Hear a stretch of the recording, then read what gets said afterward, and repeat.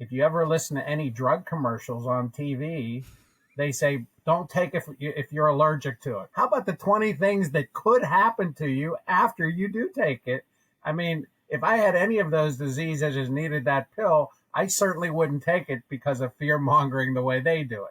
We're no different. We've got to tell the facts, keep it precise, and make your clients aware of it, not because you want to, but because you have to as a responsible integrator. Side effects include feeling your feelings, confronting your truth, seizing your destiny, and possibly more depression. You should not take Nexus unless your doctor has cleared you to move on with your life. On this episode of ResiWeek, we talk China bot farms and Access Networks moves into commercial. All this and more on this episode of ResiWeek. This is ResiWeek, episode 418, Positions of Strength. Welcome to this episode of ResiWeek. This is your weekly roundup of all the latest news and stories for the residential AV industry. I'm your host, Matt D. Scott for AVNation.tv, and this week, pleased to be joined by two of my good friends. First, we have Katye McGregor-Bennett. She's the president of KMB Communications. How you doing, Katye? Doing great. Thanks for having me back. Thank you for being here. Then we have Dennis Holzer. He is the CEO of Powerhouse Alliance. How you doing, Dennis? I am terrific. Also, thank you for having me back. Oh, thank you for being here, both of you. All right, we are going to kick this off with a story that comes to us from CE Pro. We're going to hit a bunch of network stuff off the top. The U.S. takes down a China state-sponsored botnet running on home office devices and small office routers, essentially a massive botnet that they took down, mainly leveraging out-of-date and out-of-supported routers from Cisco, Netgear, some IP cameras from Axis Communications. Also, there's a list. Those were the ones that got the headline, but there is a full list of some of the companies that are in there, including FatPipe and Fortinet. So all my Fortinet fans, yeah, you guys fell into that too. But specifically, the one that stood out to me was the Cisco RV320, because, well, I have a bunch of clients that still have those in the field, possibly through the end of the week before they'll be removed. Katye, I want to start with you on this, and I'm going to preface it with the fact that for the majority of these devices, at least the ones that I looked up, they are all end of life. They're no longer supported with firmware updates, security patches, et cetera, which is how it seems these attacks for the KV botnet were instituted. But the bigger aspect of this is, how do you go about taking this information and disseminating it to your clients, to people that may be affected by this, that you work with or that you have worked with in the past, without coming across as, a fearmonger doing the, like, China's spying on you, even though they kind of are. How do you go about communicating that message without it, A, being fear-mongering, and B, sounding just like a sales pitch? So I think there's a few things, and everything that I say comes from the just perspective of the communicator, right? So I think that there's different forms of communication depending on what the need or the urgency of the messaging that needs to be communicated. I think in this regard, definitely not putting out any sort of a fear-mongering message in front of what the situation is really important, primarily from our community, because we do need to make sure that we're presenting information, even attacks like this, from a position of expertise and an air of we've got you, right? So rather than oh my God, the world is coming to an end, everything we're doing is being monitored, and here's just a few more examples of why, I think it's better to take a position of strength and of authority and say, as you may have seen in headlines and as continues to happen around the world, attacks on common devices such as those that are potentially in your home or your business are coming to light with frequency. As such, a recent report on these products with these specific SKUs, which may or may not currently be part of your business structure, need to be taken a look at, and our team is here and ready to jump in and get this resolved as quickly as possible. First come, first serve. Please schedule an appointment immediately in order to identify if your property is at risk and how we can help facilitate a quick change to that protocol. Something to that effect that's like, you may have already heard, we're bringing it into perspective. We are here to help provide the solution, but the onus is on you to reach out to us to make sure that we are connected with you to get this resolved. In addition to this, I do think proactive outreach, knowing what products you have in all of your client systems, obviously it's as easy to identify if you've got these out there actively in the field, and then prioritizing some outreach to those clients. We have identified that your product may potentially have been part of this. We would like to work quickly to resolve this. I think that also potentially reduces liability, but I am not a lawyer. This is not legal advice, and I'm not suggesting that's the best way to approach that legally. How's that for the phrase? I like it. But, I think also making sure that is pretty well understood as well. That, your company is proactively trying to resolve something that you may or may not have had a hand in installing. Regardless of whether you had a hand installing, you should be part of the resolution. Fix this now, and you kind of own a much stronger relationship with them going forward. So that's my 2 cents. That's a fantastic point. Dennis, to some degree, I don't even know where to start with this. How do you go about assessing these kind of issues? Like, this is not the stereotypical, oh, they broke into the little webcam I got off Amazon that I'm using to monitor my baby. These are not, white labeled. These are not unknown brands. These are not ridiculous things you bought off Alibaba. This is thinking Netgear ProSafe. This is Axis. This is Cisco. And again, yes, they're end of life, but it's still stinking Cisco. This was a go-to router for every IT firm I knew, 7 years ago even. How do you go about dealing with this going forward in your product selection, in your choices, in the way that you express what you do in networking for your clients? It's a real difficult question. It's a real steep climb. The truth of the matter is, I'm shocked that it's taken this long, that we've only had a Ring camera broken into, that, now, obviously, what's the easiest thing to break into? Sure, it is out of life product.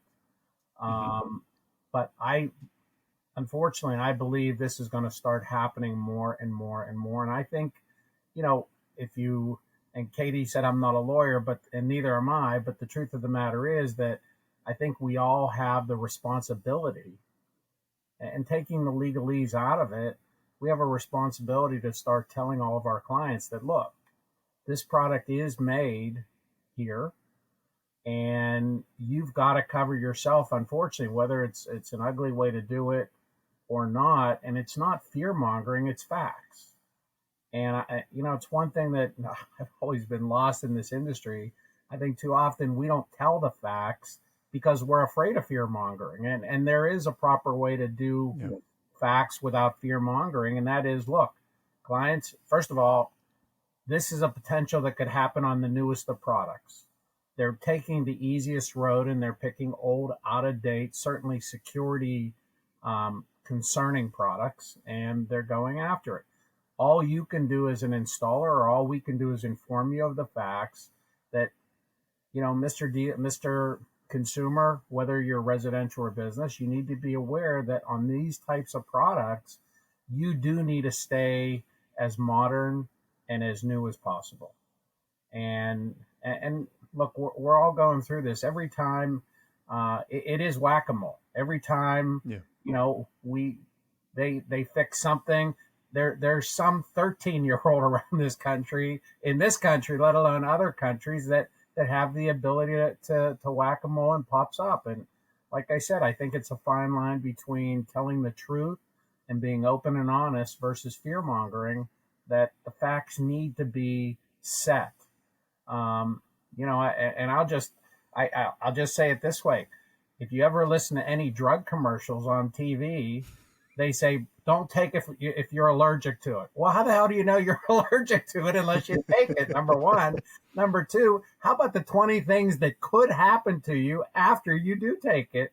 I mean, if I had any of those diseases and needed that pill, I certainly wouldn't take it because of fear mongering the way they do it. We're no different. We've got to tell the facts. And Matt, and I think it's a great point that we got to be careful, because there are people out there who would present this just as fear mongering for more business. Yeah. And that's the fine line, to tell the truth, keep it precise, and make your clients aware of it. not because you want to, but because you have to as a responsible integrator.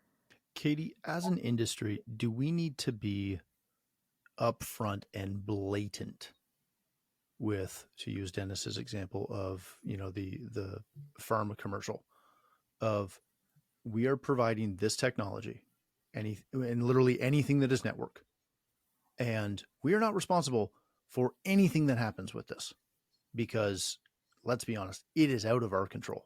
Absolutely. Absolutely. And I think, what it brings into view is taking a look at the way that we're creating and submitting proposals, and then how those proposals ultimately go through to completion.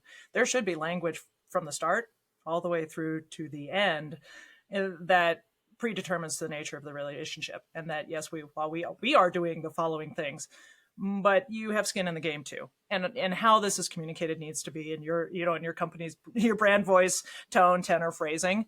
But in order for all things to work, there needs to be an equal exchange of energy, as yoga instructors like to say. So put this into perspective of, in order for the gear that we're integrating today, for it to continue to work as intended and as we have set it up, there's some things that you're going to need to do. And part of that needs to be also maintaining, your passwords, your credit cards, any of the things that we as consumers or as end users in the commercial space need to do in order to ensure that when I call for a service call, I already know who's going to be starting to foot that bill. Because if I haven't done what I needed to do that you told me very clearly from the start, before I even agreed to the deal, then there's a common understanding that there's going to be some sort of financial restitution that needs to be made. And it's, obviously it gets a little convoluted in the commercial space, but less so if broadly communicated and consistently throughout the term of the relationship. And I think the more that we start putting up front in those proposals about the things that we do as a community and what the other side needs to continue to do in order to ensure that these things continue to work. And in the commercial space, there's a lot of people coming and going, so that's not on the integrator necessarily to maintain that. And every time somebody comes and goes, it can potentially open up a doorway for some stuff to go down. So, I think that, again, it's just, to your point, and, how do we do it? It needs to be consistent with whatever the corporate culture is for how much is documented. But I think there too kind of lies a caution of, if your current corporate culture doesn't include some deeper level of communication about what you do and what is therefore being provided to the end user or the buyer for what their responsibilities are, now's a good time to do that. Yeah, that's a great point. All right, let's change topics somewhat for a second. This also comes to us from CE Pro. Access Networks is officially expanding into the commercial market. The Snap One brand is making a big jump over into the commercial space with pre-configured system designs and system monitoring after installation to help integrators play in that space.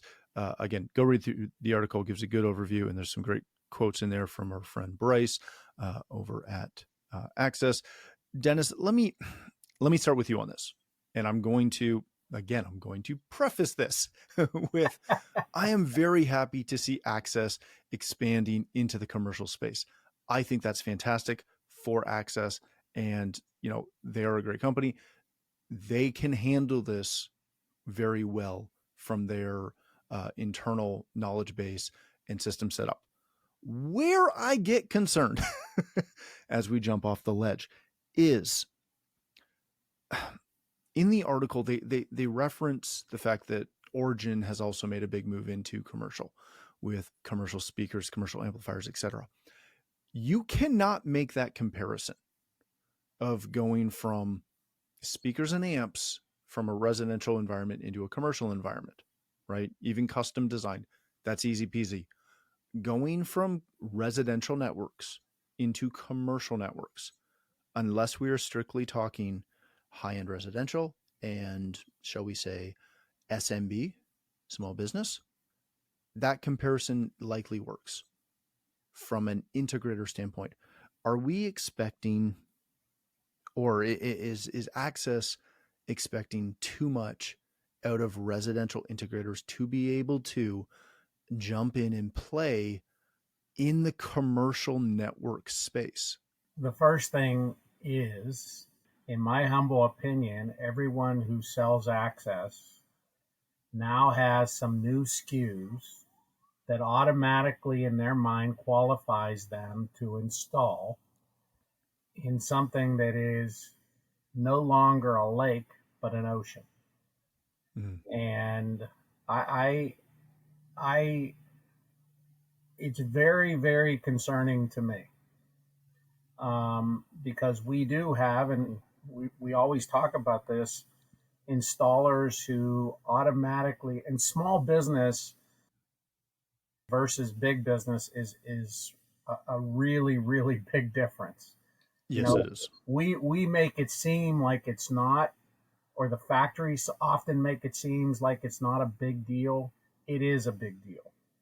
And the qualifications, I believe factories ought to put qualifications on dealers that before you can buy this product, even though it's on your price sheet, you need to pass XYZ, whatever that is. The installation methods, the understanding methods, you need to be certified to buy those 3 SKUs on your price sheet, even though they're on your price sheet.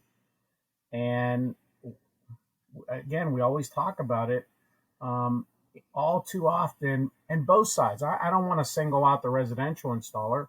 I want to also include the commercial installer who thinks because he's commercial and he does big stuff, he can automatically, put a TV in someone's house and just hook it up to a router. There are nuances that go with each. And I believe our industry is way, way, way too easy and too open from a factory standpoint, just because we have, significantly tremendous engineers in the back room who can do these products. It needs to be one train connected, and everybody needs to be qualified. If not, what ends up happening is, unfortunately, then when there's a problem, a qualified installer gets called. And then he has to clean up a mess. And you now have a very aggravated boss who says, why did he do that? Well, I don't know. I'm coming here trying to clean it up. I mean, it just presents a whole agenda of issues. And again, I really do believe in the certification process at all levels. So we just don't have guys, and I don't mean it meanly, who can just slap a magnetic sign on the side of their truck and say, I am he. So that's my answer to you. All right, Katie. I know you already prefaced in the last story that you are not a lawyer. And as such, I'm going to ask So don't you be coming at me with those lawyer questions. No, we're coming at you with the lawyer questions. Dennis makes a great point. And I'll tell a quick minor story from my company side. We've been Cisco partners for, almost 20 years. There was a time when we were fully certified. As our business needs shifted, we let some of that go. But there was a time where, to Dennis's point, we could buy this block because we were certified for it. We could also buy this block because we were certified for it. We couldn't buy this one because we weren't certified for it, but we could get this. And just depending on your certifications, it dictated what you were able to get access to. And it really siloed you in. If you did not have fully certified people on your staff for that entire catalog, you were not getting that entire catalog, no matter how much you did of whatever part of that catalog. When we start looking at commercial network environments, and again, my company has done in the commercial space everything from small mom and pop shops to restaurants to house of worship to large house of worship to industrial to small office to big office to healthcare. And every single one of those little things, as well as high office, all this other crap, they all come with unique challenges and unique requirements for data security and access security strictly from the network standpoint. And I'm not trying to pick on residential dealers. I just don't know if we as a residential industry have any idea of how an actual corporate network functions. So when I see, Access jumping into this, well, I applaud them for doing it. I hope I guess I hope that they have the reins pretty tight on who they're working with and how they're doing with it. how do you go about trying to understand the idiosyncrasies, or does anyone in our side of the world even care about that? They just want to chase that dollar. There's a whole lot in there, so I'm going to cherry pick. I know that's like I know that's the longest question I could come up with for you. And it's also riddled with landmines that I'm not going to step on. But the points that I'm comfortable, the points that I'm comfortable responding to, there a few of them is, I think, I know I used to rep access networks and did for many years, no longer do. So now with some separation comes some clarity, but also some additional knowledge that I think is worth putting out there, which is Access has been working on this for years and years and years and years and years. So this wasn't necessarily a new decision. It was one that they had been working on and developing, and they've got integrators in the field that have been helping them get to this point. And obviously Bryce Nordstrom, who you had mentioned earlier, he's comes from integration, is integration, and knows, the certification levels. He's really big on, he was a big part of making sure that they dove into the pool only when they were ready. And so I think that the fact that it's, sort of has the Bryce seal of approval on it is an indicator that he felt as though it was time. But I think the bigger indicator is Access Networks is a Snap One brand. Snap One is a publicly traded company. With that come many, many ramifications, and also why I'm only going so far in my conversation. there are certain requirements and responsibilities that come with the publicly traded aspect. So I think, just from a brand perspective, knowing that is important. Now, to one of your other myriad of questions, is it right? And I think more and more integrators are getting involved in that crossover space, and the sweet spot is still, unless something new has come up in the last few months. But what I consistently hear is where we're talking about that resi commercial crossover point, or where resi integrators are getting involved in commercial, or vice versa. It's the boardroom, the office, the business owner that is also a residential client, or vice versa. Hey, buddy, you did such a great job here. Can you do a great job here? So I think, when you look at the big opportunity as it stands, just from that sort of bucket, it is important to have products that are familiar, but come with the horsepower and the security that enterprise grade products do come from. And that's been Access's jam since day one. Mm-hmm. So, aside from my prior relationship with them, I think as far as just who would I have confidence in of potentially being able to do this right and do it well, there's a lot of things that are stacking up into this brand and into their offering. Can others do it better? Were others there first? Yes, quite possibly, and yes, others were. I can't speak to that. You asked if there's if there's a high enough level of give a hunch, and I do think that maybe network security does need to be really, really high on every integration professional's list. And at this point, if you don't feel as though you can play in an enterprise pool, you might want to make that the bar for which you attempt to achieve your knowledge. I think, there's a lot of certification on the commercial side. It's celebrated, it is promoted, it is celebrated again. There's different levels of that commitment to the category. Resi, I think, really needs to take some of those cues and bring it back into our sandbox and do much more with it, to tout that our community really has the level of expertise that one would get in the corporate environment too, because we need it. I mean, the story that we just touched on before, clearly the products that are in our homes are coming under attack and will continue. So who's best suited to resolve that? It's our people, but our people need to be certified at the level to handle much higher complexities. It's just going to be coming more at us, more rapid fire. I mean, it's just every day it's more and more. So we can't hide from it. We need to rise to it and really be able to overcome as quickly as the attacks are coming. I think I answered 3 of your 18 questions. Not sure. There were 19, but thank you. 19. Dang. Okay. I missed that last one. Sorry. Yeah, you're welcome, Mitch. Close. Dennis, wrap this one up for me, because I want to be clear. I am not negative or not recognizing that Access is arguably probably the best prepared in our space to go after that commercial market. They've had the hardware for years. They've had the firewalls for years. Their access points, like their entire catalog is commercial, adjusted and modified at times for residential. I'm not concerned with the manufacturing aspect of this.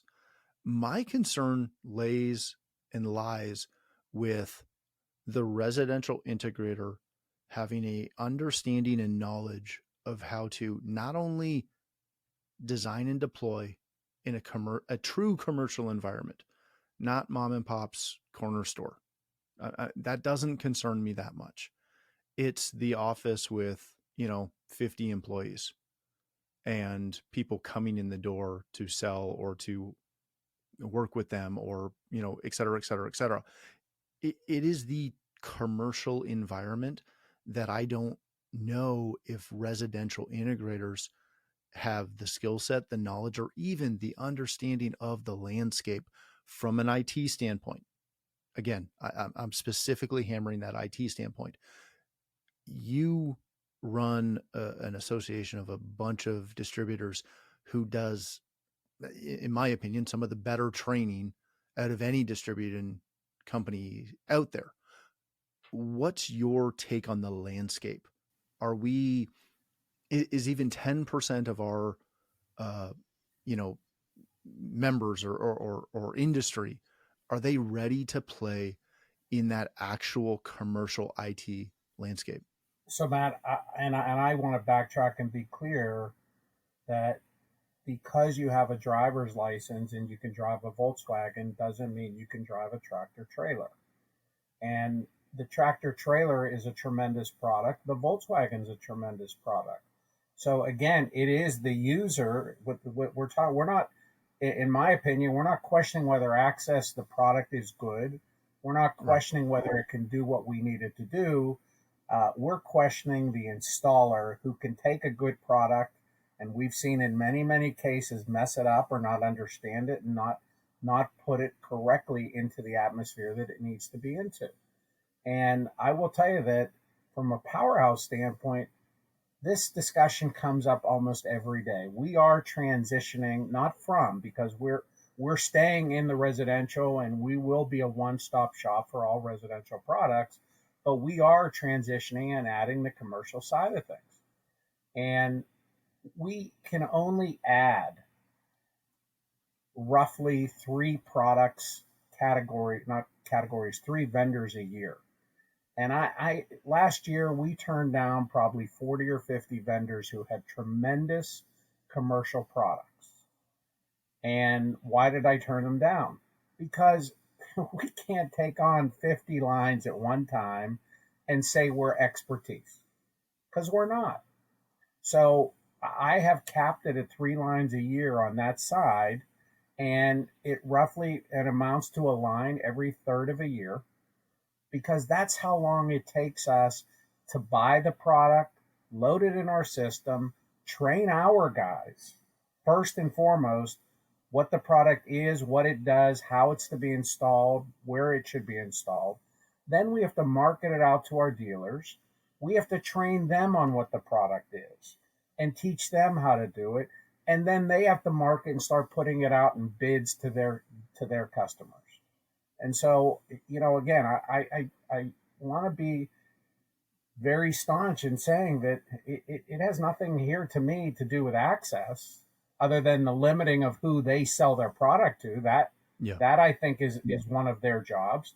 But our job is, on top of it, we're in an industry right now where there's too easy access on some products without the understanding. And frankly, and you as an owner, Matt, understand this, sometimes that comes to make you look bad because you're going in to clean up and you're the one that's saying, here's what it's going to cost. Here's what you have that you paid for that's not right.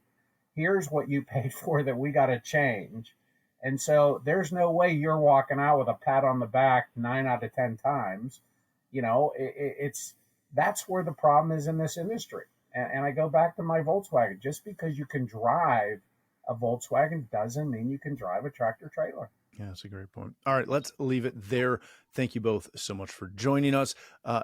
If people want to connect with you, Dennis, learn more about Powerhouse, where can they do that? Well, if they still like me after today, I can be reached at D. Holzer at Powerhouse Alliance if you want to talk to me personally, or we have 74 locations around the country, www.powerhousealliance.com. All we want is an opportunity to work with you and sell you some product. So that's how you can get a hold of me, and we'd love to hear from you. And if you're already giving us business, by the way, thank you. Very good, my friend. And it's typically me that they don't like, not the guests. Katie, if people want to connect with you, stop laughing. Learn more about KMB Communications. Where can they do that? KMB Communications, you'll find us all around the sphere. Just look for the one with the logo that has a mountain on it. It says KMB right in the middle, or Katye McGregor-Bennett on most of the platforms, typically as well. Excellent.